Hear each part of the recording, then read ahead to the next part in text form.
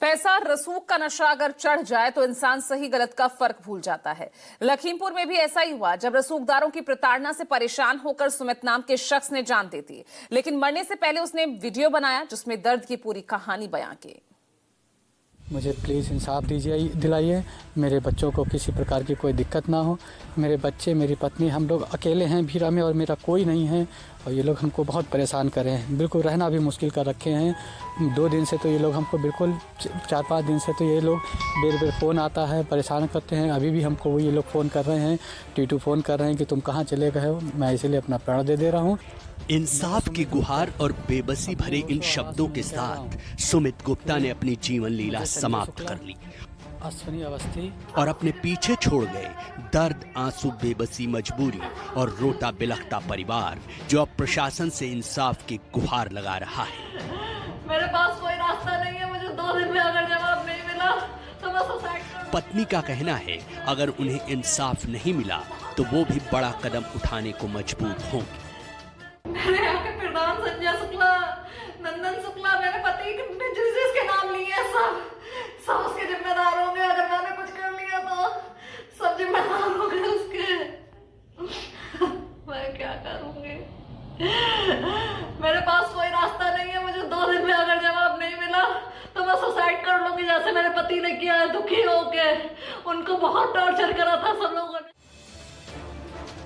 दिल को झकझोर देने वाली ये घटना लखीमपुर खीरी जिले के भीरा कस्बे की है, जहां पैसों के लेन देन, बैंक के कर्ज और कथित विवाद के चलते सुमित गुप्ता नाम के एक शख्स ने आत्महत्या कर ली। परिजनों का आरोप है कि स्थानीय स्तर पर कुछ प्रभावशाली लोगों की प्रताड़ना से परेशान होकर सुमित ने ये कदम उठाया, लेकिन मौत से पहले सुमित ने एक वीडियो बनाया और न्याय की गुहार लगाई। अपने होशो आवास में मैं कह रहा हूँ कि मुझे संजय शुक्ला, अश्विनी अवस्थी जो किसी सरकारी विभाग में किसी बड़े पद पे तैनात हैं, और आदर्श अवस्थी जो इनका आदर्श रेडीमेड के नाम से एक दुकान चलती है, और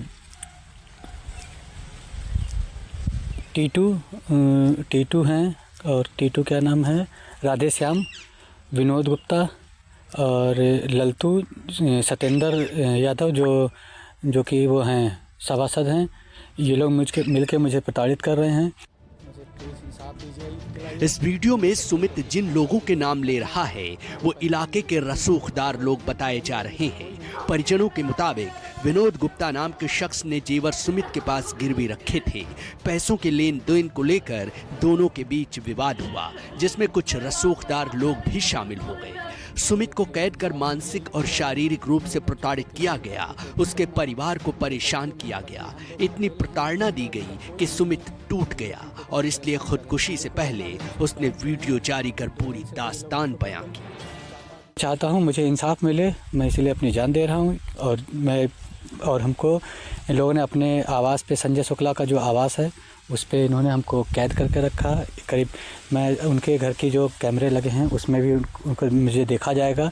और ललतू यादव ने मेरे साथ जैसे बदतमीजी करी, और अश्वनी ने मुझे गाली गलौज करी, आदर्श ने गाली गलौज करी, और इन लोगों ने मुझे बंधक बना के रखा। वहाँ पे मुझे बाहर जाने की अनुमति नहीं दी। सुमित गुप्ता ने कस्बा भीरा के सपा नेता, नगर पालिका अध्यक्ष के पति संजय शुक्ला और कुछ अन्य लोगों पर गंभीर आरोप लगाए हैं। वीडियो में उन्होंने अपने साथ हुए जुल्म की पूरी कहानी बयां की। इन लोगों की हैवानियत इतनी बढ़ गई है, पैसों की इतनी लाह बढ़ गई इन लोगों को कि ये लोग हमको परेशान करे पड़े हैं। बल्कि मैंने अपनी मेहनत से 2 घर जो बनाए हैं उसके लिए भी सब लोग पीछे पड़े हैं कि हम तो तुम्हारी चमड़ी तक उतरवा के ये मकान भी ले लेंगे। ये लोग ऐसा बोलते हैं हमसे। और बल्कि हमने अपनी मेहनत से बैंक से कर्ज ले करके अपने घर बनवाए हैं, जिसमें आज हम रह रहे हैं। मुझे प्लीज़ इंसाफ दिलाइए। मेरे बच्चों को किसी प्रकार की कोई दिक्कत ना हो। मेरे बच्चे, मेरी पत्नी, हम लोग अकेले हैं भीरा में और मेरा कोई नहीं है और ये लोग हमको बहुत परेशान कर रहे हैं। मुझे प्लीज़ इंसाफ दिलाइए। सुमित द्वारा लगाए गए आरोप बेहद गंभीर हैं। इस मामले में पुलिस ने 9 लोगों के खिलाफ मुकदमा दर्ज किया है। हालांकि खबर लिखे जाने तक किसी की गिरफ्तारी की पुष्टि नहीं हुई है। 2 दिन से तो ये लोग हमको न्याय न मिलने से आहत सुमित के बुजुर्ग मां, पत्नी और दोनों मासूम बच्चों ने सोशल मीडिया पर वीडियो जारी कर प्रशासन से आरोपियों की जल्द गिरफ्तारी की मांग की है। परिवार का कहना है कि अगर कार्रवाई नहीं हुई तो वो बड़ा कदम उठाने को मजबूर हो सकते हैं, जिसका जिम्मेदार जिला प्रशासन होगा। हालांकि सुमित की पत्नी की तहरीर पर पुलिस ने कार्रवाई का भरोसा दिया है।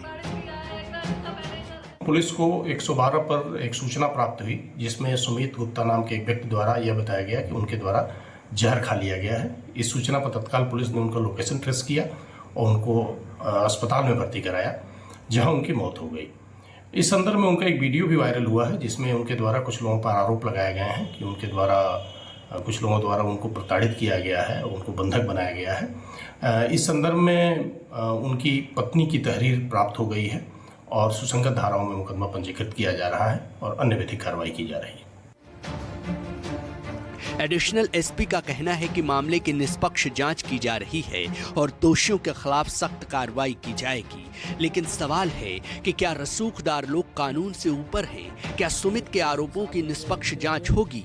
क्या नामजद आरोपियों से सख्ती से पूछताछ की जाएगी? क्या परिवार को सुरक्षा दी जाएगी ताकि कोई और अनहोनी ना हो? और सबसे बड़ा सवाल, एक शख्स को आत्महत्या जैसे कदम उठाने तक पहुंचाने वाली परिस्थिति की पूरी सच्चाई सामने आ पाएगी। अब देखना होगा कि जांच किस दिशा में आगे बढ़ती है और क्या सुमित के परिवार को इंसाफ मिल पाता है या नहीं। लखीमपुर से जय गुप्ता, न्यूज़ 24।